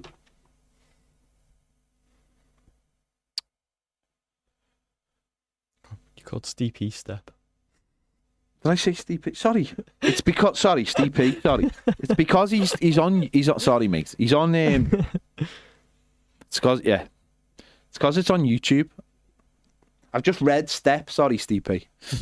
Step. Well, that's what it is. Steve P. Step, innit? Yeah. That's what it says. Yeah. That's what it says. I'm just used to him being on the other comments. That's all. Could Armstrong have pushed his way into the squad if he'd stayed? No, James, no. I think that's the best thing we did. I think that's absolutely the best thing we did. Harrison Armstrong is flying at Preston. And I think that is genuinely a really good, intelligent thing that we've done. You know, we've got lots of midfielders, lots and lots of midfielders. You know, Iraburam's not getting into the team. He's not getting on the bench some games. Adrissa, James Garner, Dewsbury Hall, Carlos Alcaraz. We've got loads of midfielders. Harrison Armstrong's in the best. Well, what do you think, James? Well, he's performing well, isn't he? He's getting week football, week in, week out. And Yeah. It's like, he wouldn't be starting for Everton right now, would he? No. Or if... What is he, 18 years of age? Yeah, or 18, 19. He'd be in the same sort of boat as what Diblin's in right now, wouldn't he? Yeah. And you'd be like, oh, maybe when Adrissa goes to AFCON, he'll get more game time. Yeah. It's like, he's getting the game time, so it's going to work out well for Everton. And say if he's absolutely ridiculous in January, Everton have a recall thing on him anyway. But right now, it seems like probably one of the best things we've done. Yeah, it's the best thing we did in the window by getting him, and obviously Mail and Roll coming in facilitated that. I saw Preston fans saying he's the best player he's ever played for. I seen them at the weekend saying it's like they had Pickford and they were like, they knew he was going to be England #1. They're like, this fella, we know he's going to play for England. The same with Derby. I remember when he was at Derby, the Derby fans were saying, like, you know, when they had like Mason Mount and Tamori and stuff like that, they were like, he was levels above all them. Do you know what it is as well? Because I've been looking at his stats, and his stats aren't like incredibly high, but I think it's presence. Yeah, it's how you carry yourself. I think that's the difference. I've said this before. I think that's the difference between players who just understand the game to other players. I watch Barry play, and you see a player who just doesn't look sure about himself, and then you watch someone like Etiki at Liverpool. Yeah, and it doesn't matter about the difference in how they are as a player; it's how they carry themselves. That's the big thing recently, hasn't it? That people have been saying, you know, Ekatiké's getting loads of praise, but he scored 1 goal in 7 in the Premier League. Yeah. But it's like, it's because of everything else around him. Yeah, and the manager dropping him when he was unbelievable for a crock.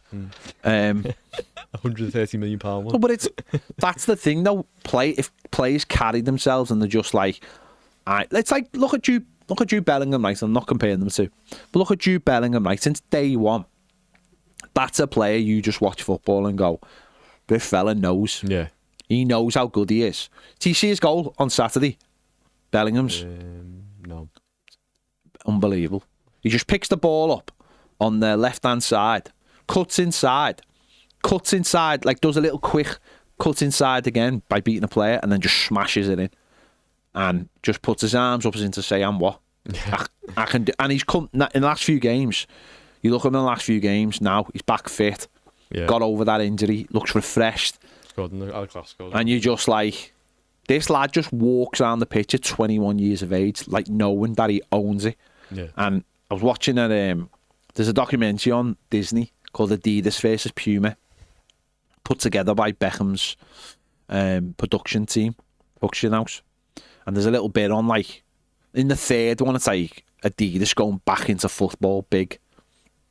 And they're saying, well, there's like Beckham as a brand ambassador, but then it's showing like Bellingham as the new brand ambassador. And it's like how they brought the Puma back. And it was like Beckham was the ambassador for Predator, originally. And now they put Bellingham as the new one when it first came out last year or 2 years ago, And it was like they had the confidence in the boot, bringing the boot back because they had the player. Yeah, and he's just like, he's standing there in front of an audience, he's 21 and he's just laughing his head off and making jokes and talking about the boots and all this, and he's like, and you just think there's a player who absolutely knows. And that, on after time, it is like, it's just the presence of a footballer. You see footballers sometimes and you just think to yourself, you shouldn't be, if you might be a talented player, but you don't look like you have any faith in yourself or any confidence in yourself, or whatever that is. Yeah. And Harrison Armstrong at 18 in the Championship, playing and just like, Delhi, it's what? It's like a Delhi. Yeah, but that's how he became. But it's like, he sort of, I've knocked the flag down. When he first came in, he had that sort of like, I don't know, and confidence about himself. And we've sent players on loan, and people are like, oh, he's doing really well. And you watch the clips, and you're just like, well, he isn't standing out. Doesn't stand out.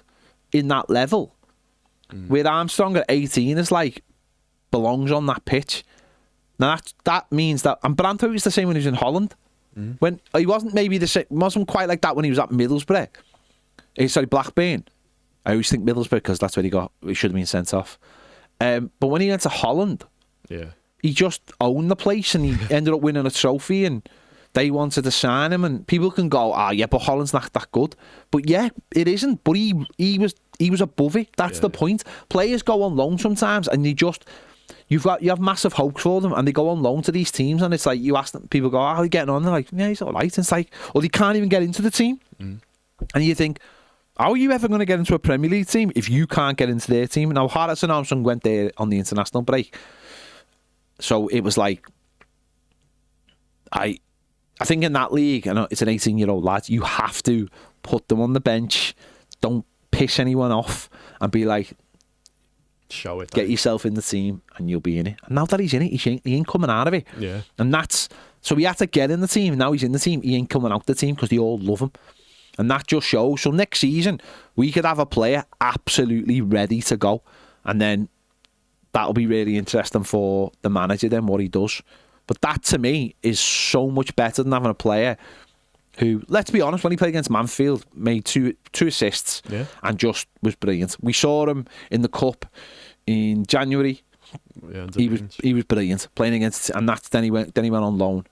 And for Derby, he was brilliant. He scored a couple of goals and he helped them stay up, didn't he? And it's so him going on loan is the best thing that could have happened, I think, personally, in my opinion.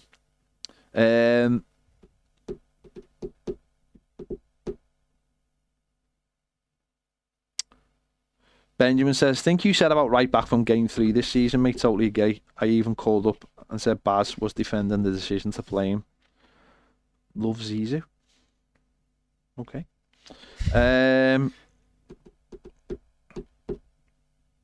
Steve P says, not Step. It still does blow my mind thinking the players Moyes turned down if these are the ones he said yes to, because it doesn't seem to be too infused by half of the ones we signed. Them scouts need binning immediately if that's the case, because those players brought to them must have been abysmal. Yeah. I think this summer was, if there's going to be an excuse for this summer, it probably is the fact that it's transitional. It was a massive transition and we never got the people in behind the scenes till really late. Some of them drips and drabs over the summer, some of them not even starting till the window had shut. Yeah. So I suppose that's the excuse, if there's going to be an excuse. But if it depends. But Moyes was massively frustrated, wasn't he? He was massively frustrated.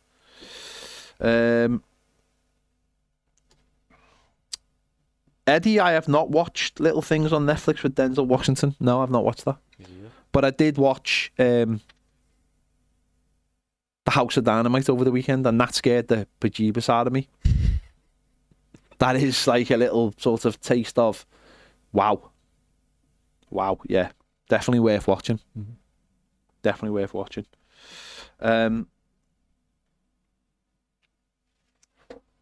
F Sushi says, if Armstrong doesn't make it at Everton, we at least setting up for a nice transfer fee when we sell him. I mean, that's positive, isn't it? We've got to do better selling instead of contracts running down. I think he will. I think he will very much make it, Harrison Armstrong. I think so as well. I think from just how you speak to, just how you see fans speak about him, it's like they all love him anyway. But the thing about it is, and what's real? Forget about the negativity, right? What's encouraging is if he comes into the squad next season, and let's just say with this year behind us, let's say we buy a decent young right back. We could have a young right back. We could have Asnu coming through on the left. We could have Branthwaite, maybe. I think he will now. We would have O'Brien. In midfield, we'd have Harrison Armstrong. In Jai, I think they've got to offer in Jai a new contract. Yeah. Diblin. And then you've got the likes of Roll, Alcaraz, Barry. Mm. That's really... No, that's like your sunny day plan, isn't it? That's a young team right there. I'm not saying that would start every week, but that's a young team. And then you've got the experience of Dewsbury Hall in midfield. I don't know what'll happen with Jack Grealish, but that straight away is Mikalenko isn't that old, and suddenly you are transitioning from an old, like, I know we're already transitioning. You've got who knows what'll happen with Tim Inabuna? Yeah. Who knows? Yeah, he's 22. But that's the point, isn't it? If you can transition it from this team and get a good mix, that's not looking terrible. Yeah. So who knows? Bobble Wobble Blue says, every year I'm optimistic that the managing staff know more than the fan base and can see what's going wrong and will correct it. So why don't they? Well, let's see what happens tonight. Maybe they will, and maybe they'll be like, yeah, see, we're back on it. Yes, Garner is Garner 24? I would guess 26. He is. Shout out to what? Oh, is he? Yeah. Shout out to Andrew in his new house. Nice one. Pity it's in the ghetto, but it's all right. How small's your telly, and how far away from you? What's look at that? Oh my God! Buy a big telly, you minge bag. You look like you're about 3 miles away from your telly. I'd need binoculars if I was in your house. Oh my God. Anyway. He sent me a nice message and I ripped him. Do you know what I mean?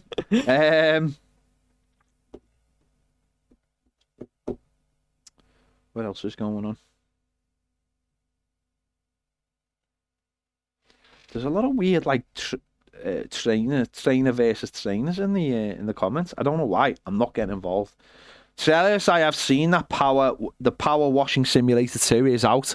I know, I've seen. I just don't get it. It's the greatest game in the world, mate. It's just satisfying. It's just satisfying, mate. Honestly, if you got that and then you jumped on with a 2-player with me and we 2-player the house, clean that house, mate, you'd be like, wow. Honestly, when I see that there's like when they've dropped some new content for it, I'm just like, honestly, you get to clean another house. You get to clean something, right? And you can just like stick on some chill music and clean it, and honestly, you'll just feel so much better. Honestly, people might laugh, right? But yeah, you can pick up a game and you can smash some kind of Call of Duty thing. Did you seen the Luke Littler advert? Call of Duty advert? You not see it yesterday? Oh. So we've got he actually came up on Sky. This is an advert, and it was Luke Littler playing darts. And you know the fella who's like a Russian and everything, and he's in the game. Yeah, the actor. He comes in and goes, "I'll take over as a commentary," and starts doing the commentary. I can't remember who he is in the game. Black Ops 7 comes out soon. Yeah, it is, and he's like, "Yeah, Luke, it's mad." Footy Manager comes out tomorrow, though. I've heard a few people say they don't like it. I've seen people say it's just dead buggy. Like, you try and do anything and stuff like mad happens, but I'm still gonna get it. I might just play it on my phone first. Okay. oh, so he's saying it's the bedroom telly, the living room one isn't in yet. See, that's the first thing I would have got out the box of the living room telly. Yeah.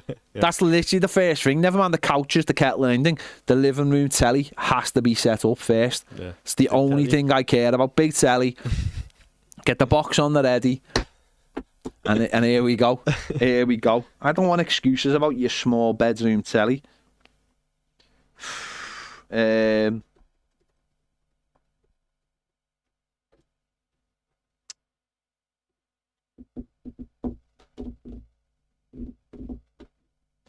Barton says inside Everton, reckon the club would ever sanction such a documentary? I don't know, because I don't really know what the new owners are like in that team. They're Americans though, so yeah. Yeah, there's money, isn't there? And they wouldn't be on it because they're never at the club. Yeah. They'd be like Angus Kinnear constantly. Yeah, it should be Angus Kinnear. I'm going on Toffee TV. They haven't got it because when Angus Kinnear come in, there wasn't a TV crew following him. Do you know what I mean? That we'd know them, wouldn't we? Yeah. Because that would make good documentary stuff, wouldn't it? I'm talking to the fans today. Angus Kinnear is going in to speak to the #1 Everton YouTube channel, Toffee TV, to discuss what an incredible summer it was. There you go. Sushi says, have Beto play Power Washer Simulator before the match so he calms his nerves. No, I think it would chill him out too much. Yeah, you want him angry. Genuinely, it's the most... Honestly, I can't speak highly. Like, I've just been playing Alan Wake 2, right? And I've finished Alan Wake 2, right? And Power Wash Simulator is here and Alan Wake 2's there.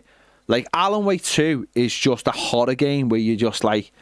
Where now you go into a room and this thing just comes on, like this jump scare just comes in and you're like, what the fuck? Bring me back me Power Washer. Power Washer is just like it's boss. Right, you start playing it. Everyone's just nice. No, but there's no one in it. You just rock up to a house or a playground or whatever. There's no one else there, and all you can hear is the birds tweeting. That's all you can hear, and all you can hear is the birds. And the sound of the jet wash, and that's all you can hear. There's no other noise. I know, but it just seems just like a waste of time. It's not, though. It does feel like it. Yeah, but that's like, I could say reading a book is a waste of time. No, but that seems, I don't know, it just, yeah. I've seen people play it before, and I just think, I don't know if it's for But me. you've got to have a bit of both, haven't you? And you're like, you can put your Call of Duty on, and then you go, no, what, lads, I need to chill out, I need to do something else here.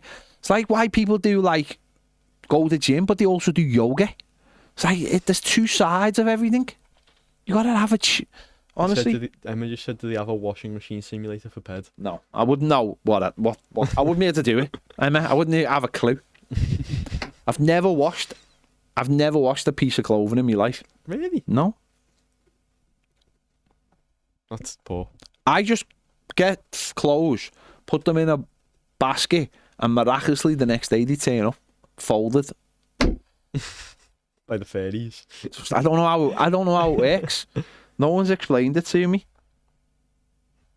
Genuinely, it's amazing. But going back to, I don't know what. I think if there was money involved, I think they probably would. I think they'd want the club maybe on a more solid footing. But then why would someone come to do a documentary in a club like Everton if there's nothing happening? Do you know what I mean? Yeah, but I know. But it would have been good if they done it the past few seasons. It would have been good if they'd done it like last season, and it would have been good if they'd done it this season, leaving Goodison and going to a new ground. You get that, but next season, why would you be asked? Yeah. If we're not in Europe, we're not going to win anything. Mid-table, yeah. We're just meh. Yeah. It's nothing happening. Do you reckon if they done an Everton one that they'd have to use loads of your rants and you become all famous off it? Like the Wrexham one, where you know some of the fans around there. Maybe. I mean, I don't think I've done that many rants this season. No, but they'd come to, and they'd be like, oh, he's fuming. Yeah, if in the past they would have been amazing, and I know like Paddy Power loved clipping my rants and stuff. I know loads of people love clipping my rants, but F Sushi says Power Wash Simulator is a safe space for many. Fair. It is a safe space, it's posh. And also there's like bits in it where like, because you go and like wash like all these weird things and aliens start coming. There is sort of like a story to it as well. I thought where like there's like a sort of story to it where you get like into like go and like wash a pyramid and all kinds, and then aliens come, and it does get a bit. It's not like, don't get me wrong, it's just a nice little extra feature. But it's when you're sitting there and you can just hear the birds and you're just like, this is boss. I am just chilled out, finished, And it's a sense of accomplishment at the end as well. Because when you start, you just look around, it's all just covered in mud and shit. And you're just like, where do I start? And you just do it. And what it is every time you do a little bit, you get like a little ding. And it's broken up into little tiny bits. So you just do it bit by bit. That's boss. Just bing. Nice. Could change your life, this.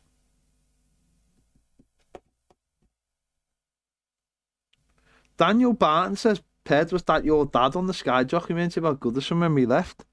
No. Which bit? I was in that documentary giving Kevin Campbell a hug, and oddly that was the last time I ever saw him, which was just so weird that it was filmed. Said this before.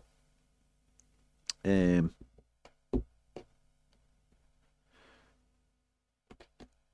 don't think I could power wash Hill Dickinson. Why not? It's too big. Do you reckon from playing the game, do you think you've unlocked like a power washing skill in your head? Like you know what to do now? Probably. You feel at home. Feel at home, yeah. Have you ever jet washed anything though? Because that is really satisfying. Although what you got to do is you need to like get the trigger button so it locks. Like the little, yeah. Because otherwise you're just holding on to it and it's like that and and it's like pressure. It's got the little ring on it. Yeah.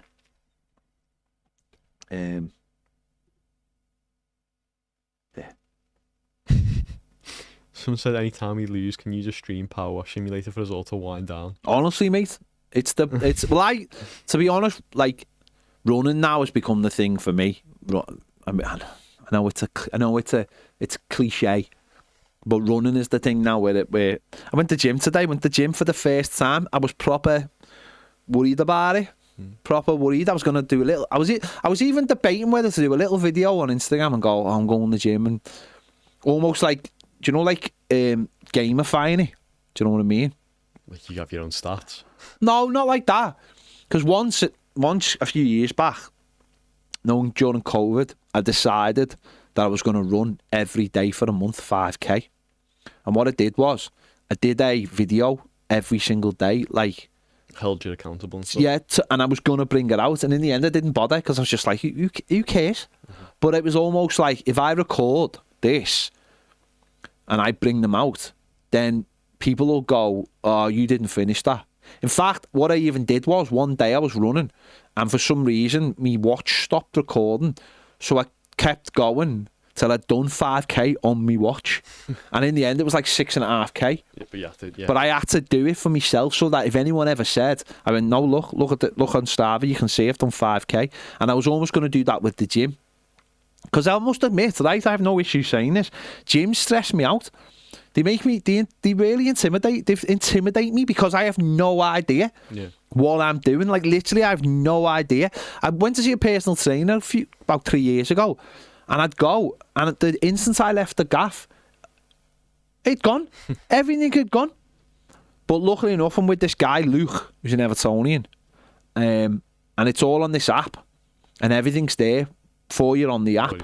So you can, if you're not quite sure, you can watch, and it has all the instructions, and it has all, like, even there's a timer to tell you how long to wait between reps and all that. So I went there this morning, and I was fully expecting there to be there for about an hour. I was there for 2 hours. Was there, but in the middle, I was coming in, and then I went to get a shower at like 20 to 1, and when I went in, the showers were off. And I messaged Baz, said I might be a bit late, and he went, don't worry, me and James will do it. So, and I had loads to still do, so I went back out and done them. And then by the time I come back in, the showers were back on. Oh. So they'd been fixed. And it turned out it wasn't even the showers, it turned out it was the sauna.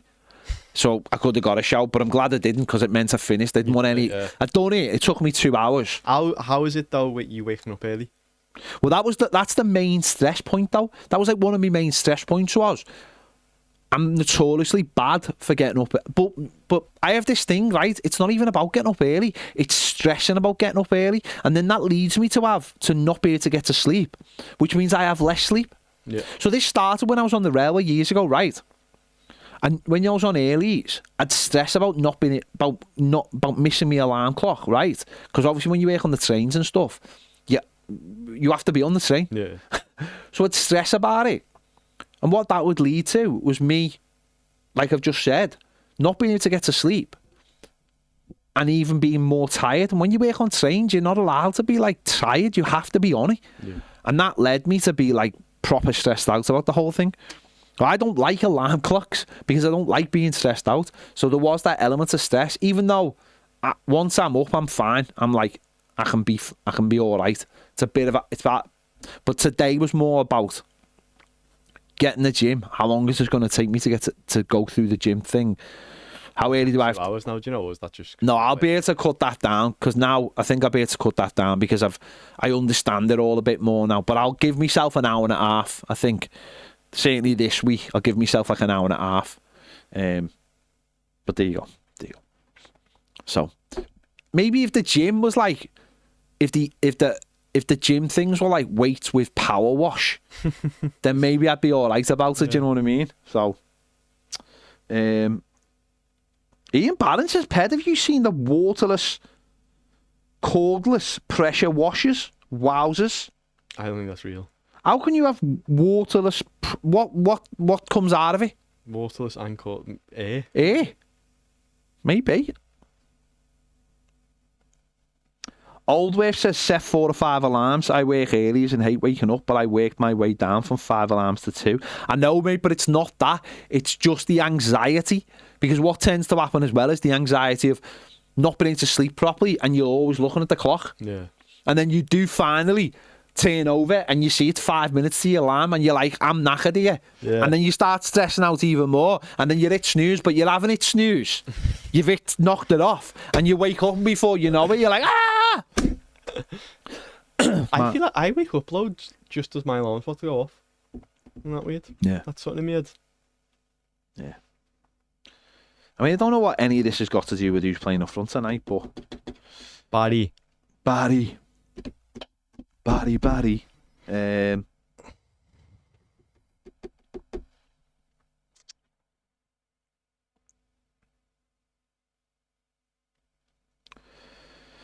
There you go. So yeah, I'm back on the gym on Wednesday. I even tried to get James to come to my gym. Literally hold my hand. I'm just getting threats from man. For what? Not paying?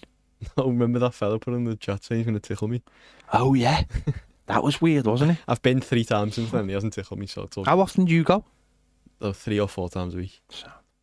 Yeah, and I'm going to go 3 times a week, but I run 4 times a week. It's because days of the week are odd. You can't always do 3 and have a day in between, so sometimes it's 4. No, I'm the same with running. I have to do 4, but 2 days are always back to back. So that's where, but I'm going to have to do a day where I do a gym session and a running session. Because I want one day off, but that'll be when the match is on. So if there's a match on Saturday, I can't do anything. So I have to, because it's work. Yeah. So that will dominate me day. So Friday, it's all right this week. I'm on like a quiet week this week on the running, because it's like 3 weeks. So I ran 14k yesterday. Oh. I was only supposed to run 13, but I got me timings wrong. I ran round Goodison 3 times yesterday. I should have just run twice round it, and I would have been, but it doesn't matter. So on Friday I'll have to go to the gym, but in the night I think I have to run about 7k maybe. It's not that much this week. Nice little bedding in period. Eddie, no, PCs are for gimps. Gimps in masks, PCs. Although I do wish sometimes I had a PC, because I could play Pro Evo 6. Although the other day I went upstairs and there's a little PS2 Slim upstairs, right? And I'm like, need to see whether I can get a PS2 Slim HDMI adapter. Easy, surely. And then I can put it into my telly, but it's so small that I could put it like right next to my PS5, and you wouldn't be able to see. And all I need to do is know the switcher. Yeah. Do the switcher, and I can play Pro Evo 6. Nice. Because that's all I want to do. And then I was looking, and you can get a PS2 controller, which is wireless as well. You can get them now as well, where it's like the new controllers. Can you? Yeah. So now people do the reverse of it, where they want like the old controllers, so they get that for the new consoles. Benjamin says, you called me Zizou at the end of the call last week. Did I call you Zizou? Or was it Algerian? Or yeah, I was just like, yeah, that's what it was.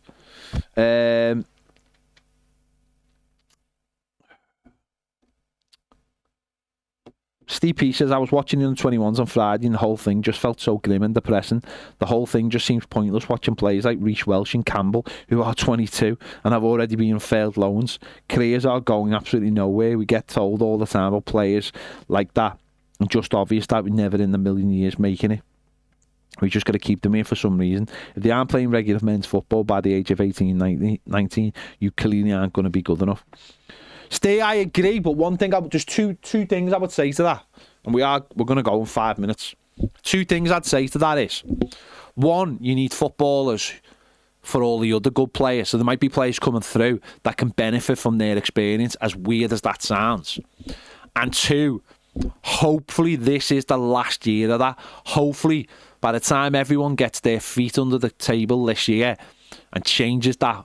There's been articles this week and they are a bit like powder puff in the Athletic, but they're obviously trying to portray that things are changing. Yeah. And I know as well, and this is not nice, and I'm not saying it is nice, but I've heard some local scouts have lost their jobs at Everton as well, and that's not nice. But you know, it's not nice to hear and it's not nice to see. But obviously things are changing. I don't know what they're changing to, by the way, but people have lost their jobs. Now, we can all debate whether that's the rights and the wrongs of that, but things are changing at the academy. So, and in this article, if you read it, it says, oh, this has changed and that's changed and they're getting hold of it and all that. All right, we'll wait and see. Yeah. I'm not going to go jump. I'm not jumping around like it's it's Everton Football Club at the end of it. We've heard and seen all this before. So let's see what happens. But hopefully we're coming to the end of this cycle. So let me ask you the question. You mentioned Football Manager before. If you get it on your phone, right, can you play that same game on other? Does it cross over? So there's 3 different types of Football Manager. There's like a mobile one, which is literally like the most basic one. Yeah. Then there's one where it's called Touch. It's like console and like your iPad and that. I think you can play them all in the same one. And then there's the laptop one, which is like the serious one. So I think that the Touch and console, you can transfer them over. Okay. So you could do that on your iPad and on your console. But console one's fun though, because you can do a draft and then do a league with your mates. And we done an Everton only one and it was fun. Yeah, I could see that being a laugh, like. Yeah.